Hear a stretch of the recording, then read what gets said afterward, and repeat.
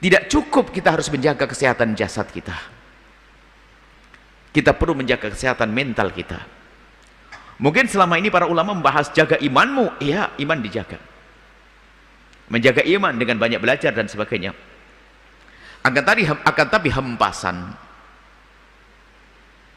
liku-liku hidup, permasalahan, ini halus sekali menerpa, menghantam mental kita setiap hari.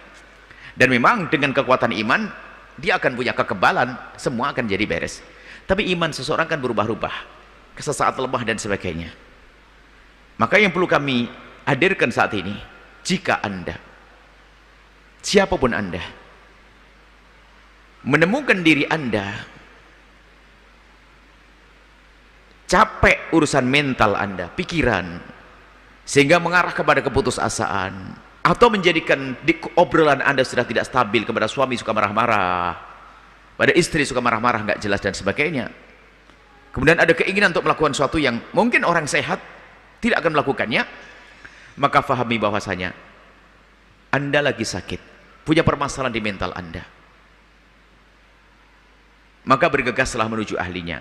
Maka kami ingatkan semuanya untuk menyadari bahwa Anda itu bukan sekedar hidup dengan jasad Anda, dan juga tidak hanya dengan hati Anda, tapi ada dalam diri Anda ada mental, pikiran Anda. Sehingga ada orang kalau permasalahan mentalnya ini dibiarkan, maka sesungguhnya dia akan cari petaka buat dirinya dan orang lain. Sehingga kalau Anda mulai benturan terlalu kuat dan sebagainya, dan Anda merasakan ini, segera Anda cari obat, petunjuk seorang psikolog, Anda ngobrol dengan beliau agar Anda berikan solusi bagaimana Anda membebaskan daripada beban ini. Tidak boleh Anda biarkan. Anda harus cerdas dalam hal ini.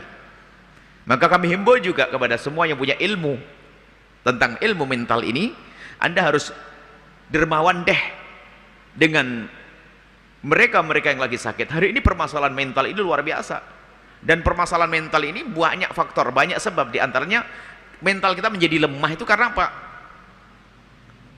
Kita dengan kekuatan, dengan kemampuan otak di dalam menampung, memikirkan, ini terlalu banyak yang kita dengar, yang kita lihat, sehingga menjadikan orang nggak stabil lagi. Media sosial hari ini kita melihat bermacam-macam. Dulu kan nggak pernah, kita paling lihat ayam kita bertelur, netes, besok ada kupu-kupu terbang dan sebagainya, ada ulat, selesai. Hari ini macam-macam dilihat, wah, dan kita sering pancing emosi kita, wah, ada kejahatan, terus tiap hari begini. Makanya solusinya adalah Anda batasi urusan media sosial, karena Anda akan ditontonkan kepada Anda hal-hal yang menjadikan Anda itu menjadi lemah. Lemah itu luas biasa kalau kita jabarkan makna lemah ini. Lemah di dalam nggak tahan, handphonenya itu masih bisa dipakai, gara-gara lihat promosi langsung handphone lamanya diganti, padahal handphone yang lama masih bisa loh. Kenapa Anda harus memaksakan seperti itu?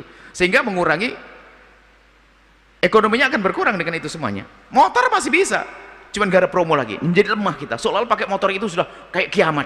Kenapa kok lemah sekali hari ini? Sehingga dikit-dikit harus ganti ini, ganti itu dan sebagainya. Oh, hidupnya menjadi bermacam-macam, menjadi lemah, permasalahan banyak. Termasuk, mohon maaf, mungkin Anda suami kena mental, hati-hati. Kalau di rumah Anda ada orang satu kena mental tadi, kena mental yang nggak stabil mentalnya, emosinya sudah tidak stabil, itu bisa meracuni yang lainnya. Anak yang sering mendapatkan amarah, hati-hati, dia bisa kena mental suatu ketika nanti, sehingga akan menjadilah dia anak yang seperti bapaknya suka marah-marah. Ibu yang mentalnya tidak stabil, maka dari sinilah akan menjadikan suami menjadi juga tidak stabil pada akhirnya. Karena nggak kuat, hari pertama mungkin dimarahi dia kaget, hari kedua hari keempat tertekan dia. Banyak permasalahan di dalam rumah kita gara-gara semacam ini, sehingga yang merusak mental istri adalah suaminya. Termasuk naudzubillah tadi, suami, kalau memang Anda tidak mampu beri nafkah, tapi Anda jangan membuat siksa dengan kalimat maaf kayak dan seterusnya. Sekarang main pukul, marah, zalim, tidak peduli, atau sebaliknya seorang istri. Baik, ini jadi permasalahan saat inilah yang harus kita sikapi agar kita tidak terjangkit penyakit mental ini. Tentunya nanti solusinya di samping kita kepada ahlinya, maka supaya tidak sampai terjadi pembunuhan, membunuh anaknya dan sebagainya. Kalau Anda merasakan Anda marah yang berlebihan, Anda sudah tidak sehat. Percaya, ini ada ilmunya. Jadi malah dunia psikologi ini kami anggap tahun ini adalah sangat perlu. Kami berharap banyak pelajari ilmu ini. Biarpun di samping untuk diri Anda, untuk orang lain. Kami serukan kepada semuanya. Karena kalau kami lihat ilmu itu ilmu unik. Ilmu menyelesaikan permasalahan ini seperti itu tidak kalah dengan ilmu medis. Kesehatan jasad itu. Bahkan kesehatan mental itu tersembunyi. Kelihatannya orangnya tuh sehat-sehat aja. Tapi mentalnya rusak. Dia siap dia melakukan kejahatan yang banyak. Karena mentalnya yang rusak. Bisa melakukan kesalahan yang banyak. Maka mohon, bagi siapa pun yang punya gejala-gejala, semuanya mungkin punya permasalahan ya. Hanya antara orang dengan orang itu bedanya adalah kemampuan dia di dalam menyiasati permasalahan itu. Sehingga tidak menjadi beban bagi dia, karena bagi dia adalah dia cuek, bisa nyelesaikan. Gampang. Duit hilang. Insya Allah diganti oleh Allah. Mudah. Tapi yang lain, aku nyarinya susah. Baik. Kemudian di sisi lain, Anda punya kesadaran bahwasanya Anda jangan biarkan, tolong. Kalau Anda punya permasalahan ini jangan dibiarkan. Jadilah Anda orang yang waras secara akal. Di saat Anda punya permasalahan mental sedikit pun, Anda segera selesaikan. Sebab kalau dibiarkan itu membahayakan diri Anda sendiri. Tolong, ayo, yang Anda tiba-tiba marah nggak jelas, lo kok bisa nyaci maki anak, kenapa? Berarti mungkin mental Anda agak stabil. Anda datang kepada ahlinya. Dan kami himbau ini semuanya. Kemudian di sisi lain, yang punya ilmu ini tolonglah lebih sabar. Hari ini semakin banyak, dikatakan tidak tahu berapa persen di dunia ini orang yang punya permasalahan mental ini luar biasa. Hari ini luar biasa besarnya. Cuman di saat ini dibiarkan berbahaya. Maka jangan Anda membiarkan. Jangan sampai ada di antara kita menjadi bodoh, membiarkan. Ada depresi dan lain sebagainya, jangan dibiarkan. Kalau biarkan semakin parah. Semakin parah, semakin parah. Sehingga lihat, mungkin jadi ustadz pun kalau sudah punya permasalahan mental, ustadz akhirnya mudah menghancurkan, mudah mencaci maki.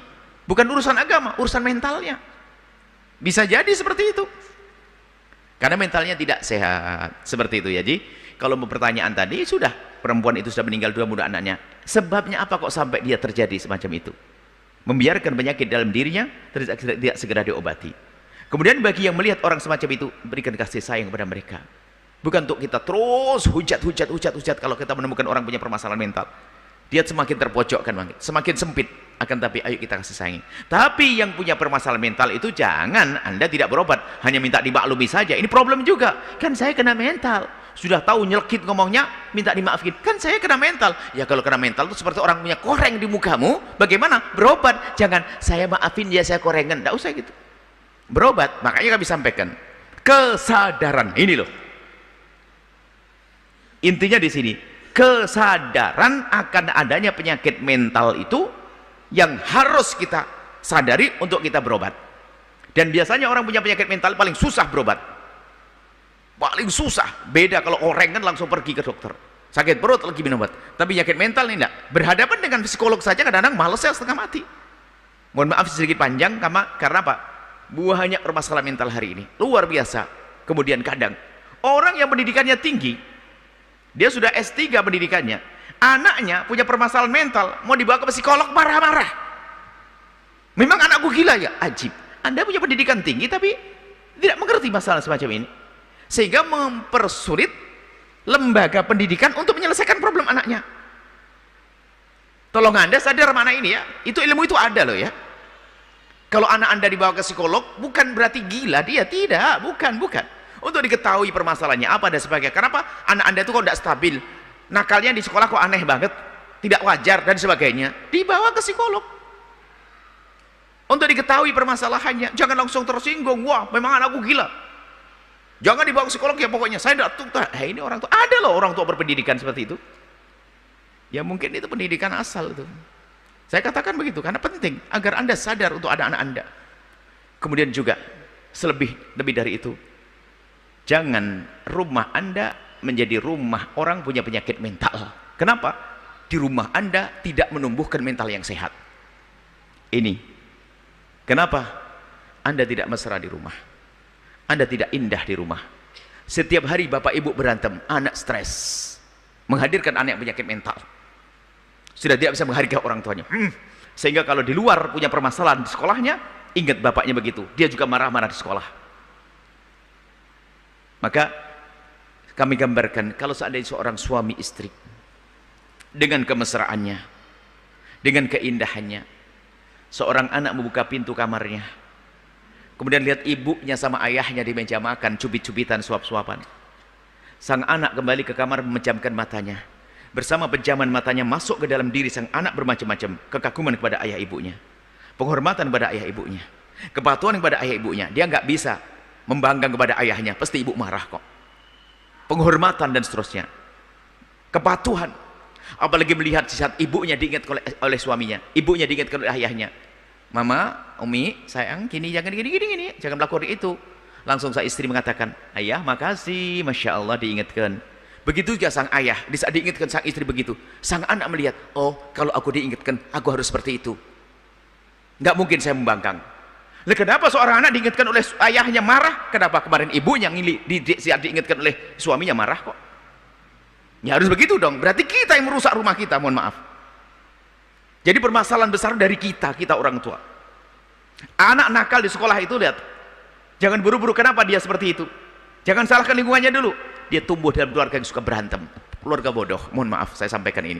Anda cerdas semuanya. Nah, nanti kalau pertanyaannya seperti itu, jawabannya panjang sekali. Jawabannya adalah sadar bahwasanya bukan permasalahan orang yang sudah membunuh anaknya, lalu dia bunuh diri. Bukan itu. Ini masih banyak calon-calon pelaku seperti itu. Kalau mentalnya tidak sehat. Cukup sampai di sini. Insya Allah nanti ada satu diskusi khusus tentang bagaimana agar sehat mental ya. Maka tadi kuncinya sederhana. Rumah Anda rumah yang indah ya. Tolong rumah yang mesra. Sang anak jangan melihat orang tua cekcok. Seorang anak melihat bapak ibunya saling menghargai, maka menghargai. Kalau seorang anak setiap hari melihat bapak ibunya berantem, keluar dari kamarnya melihat bapak ibunya berantem, langsung lanjutkan sampai pagi.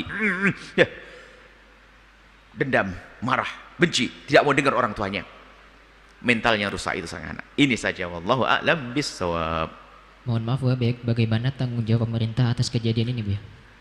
Permasalahan masyarakat itu tanggung jawab bersama. Jangan setiap ada kesalahan hanya pemerintah saja. Kita juga punya tanggung jawab menyelesaikan kok. Kalau seandainya semuanya punya kesadaran kan cakep. Pemerintah punya kesadaran. Iya. Bagaimana menyelesaikan problem mental ini? Kita juga, diri kita. Jawaban kita kepada yang dekat saja. Ini kan seperti orang meninggalkan sholat. Kalau urusan meninggalkan sholat, jangan bagaimana peran pemerintah. Kalau hukum Islam kan bagaimana? Sudahlah. Jangan nunggu pemerintah. Sholat itu kan rumahmu sendiri. Anak-anakmu, istri semuanya nggak sholat, itu saja. Saya mulai dari pengobatan yang paling cepat. Jangan urusan mental nunggu pemerintah. Ngomong sudah berantem, rusak. Kenapa? Harmonis saja nunggu pemerintah. Kemesraan harus nunggu pemerintah yang anjurkan. Ngapain? Ya tentu pemerintah namanya ngayomi, harus dong lihat permasalahan umat. Permasalahan umat macam-macam. Ya termasuk di antara permasalahan mental ya tanggung jawab pemerintah juga, tanggung jawab kita bersama. Dalam segala permasalahan tolong. Jangan biasa melimpahkan kepada orang lain, akan tapi koreksi, jangan-jangan aku yang telah membuat kesalahan. Itu paling cakep. Jika rumahmu tidak benar, tidak baik, jangan salahkan tetanggamu. Kalaupun ada sebab tentu, ya nanti di saat misalnya pemerintah nggak peduli dan sebagainya. Tapi di saat pemerintah belum peduli bukan berarti kerusakan tetap berjalan, enggak dong. Jangan sampai kita terlena. Nggak usah nunggu pemerintah dong. Hari ini sudah kita benahi begini ya. Yuk. Kalau ini semua yang dengar lalu sampai di rumah sadar, nggak marah-marah lagi sama suami, nggak marah sama istri, anak tubuh baik, selesai kok. Nggak usah nunggu pemerintah, ada komando. Kelamaan itu nanti ya gitu. Kita pengen baik semuanya selesai. Tentu pemerintah adalah tanggung jawab kepada semua yang terjadi di negeri ini. Jika mereka mungkin melakukan lalu tidak melakukan, dosa mereka. Mereka yang bisa melakukan tidak melakukan, dosa. Itu masalah pemerintah. Jadi maksud kami adalah kalau memang di hadapan kita permasalahan dan kita punya tanggung jawab untuk menyelesaikan, tidak usah nunggu orang lain dong. Saya pengen dapat pahala, saya pengen selamat, anak saya pengen selamat, keluarga selamat. Jangan dikit-dikit mengandalkan pemerintah juga. Hari ini loh, saat ini di rumahku.